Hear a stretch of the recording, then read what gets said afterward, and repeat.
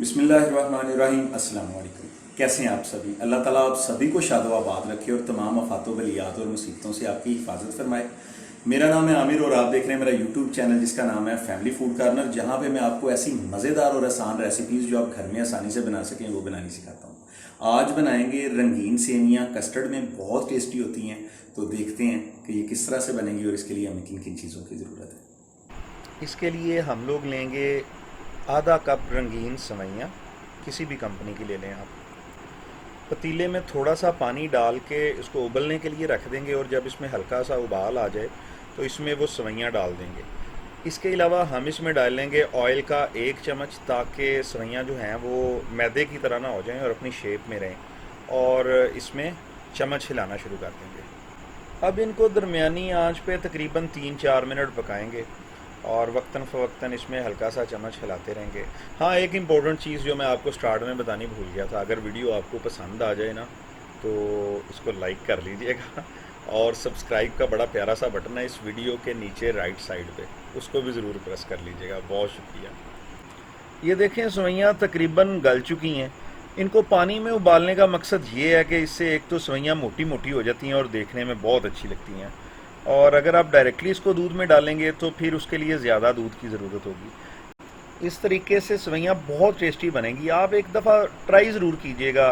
रंगीन सेवइयाँ जो आप कस्टर्ड में बनाते हैं, इस तरीके से एक बार आपने ज़रूर ट्राई करनी है। अब इनको छानने में निकाल के इन पे नॉर्मल टेम्परेचर का पानी डाल के इसको थोड़ी देर के लिए छोड़ देंगे, ताकि इसमें से एक्स्ट्रा पानी जो है वो निकल जाए, और उतनी देर में हम दूध को चूल्हे पे रखते हैं।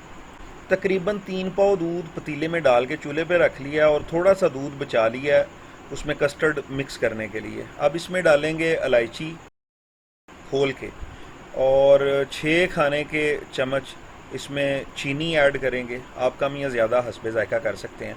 और चीनी डालने के बाद उसको दूध में अच्छी तरह चम्मच से मिक्स कर लेंगे।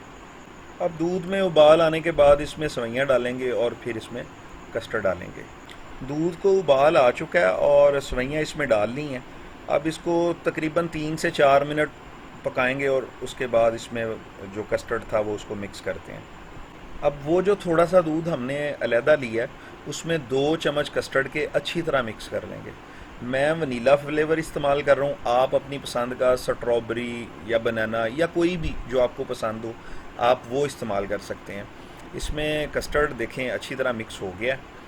अब इसको दूध में ऐड कर लेते हैं। ये चला गया हमारा कस्टर्ड। ये अब ये है कि कस्टर्ड डालने के फ़ौरन बाद इसमें अच्छी तरह आप चम्मच हिलाना शुरू कर दें, ताकि वो जो कस्टर्ड है उसके लम्स ना बने या वो नीचे इकट्ठा ना हो जाए और दूध में अच्छी तरह मिक्स हो जाए। दरमियानी आंच पे आपने इसको पकाना है। ये देखें, ये काफ़ी हद तक गाढ़ा हो गया कस्टर्ड, और अब ये बस 1-2 मिनट और लेगा और फिर इसको सर्व करने के लिए बर्तन में निकालते हैं। ये देखें अच्छी तरह रेडी हो गई हैं तकरीबन। अब देखें कस्टर्ड गाढ़ा हो चुका है और सेवइयाँ रेडी हैं। अब इसको सर्व करने वाले बर्तन में निकाल लेते हैं, क्योंकि ये ठंडी होने पे थोड़ी सी और भी गाढ़ी हो जाएंगी।